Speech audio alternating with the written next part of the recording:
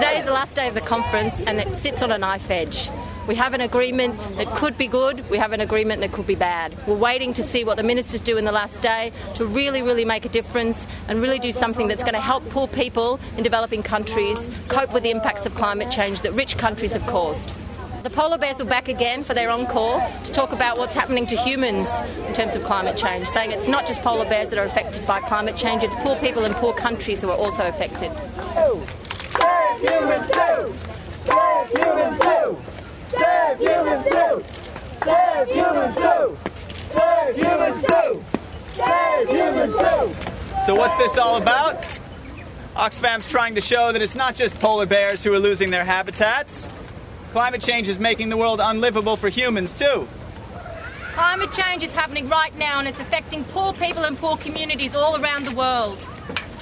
Climate change can drive people into poverty and it can keep them from working their way out of poverty. That's climate poverty. Look at the recent cyclone in Bangladesh. Over 8.5 million people affected, losing their homes and their crops. This isn't about aid, it's about justice. This is about compensation from the world's biggest polluters to the developing countries who are suffering the damages of climate change. Rich countries need to stop harming and start helping and help poor countries adapt to climate change. Will this conference deliver a deal that puts adapting to climate change on an equal footing with cutting carbon pollution? We'll see.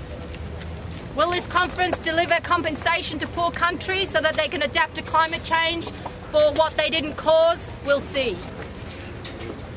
Poor people can't bear to wait any longer. Justice demands that the delegates in that convention center deliver a deal that keeps poor people in mind. We're waiting. These bears are here today to represent the poorest people in the world. Because what we've learned this year is the world's scientists have told us the planet cannot bear what we are doing to it. The world's top economists have told us there's no need to bear the cost. We should act now and save the planet now. It makes business sense. What organisations like Oxfam are seeing around the world is that poor people in the poorest countries are bearing the impacts of climate change now, in floods, in droughts and hurricanes. And we know that they cannot bear these impacts.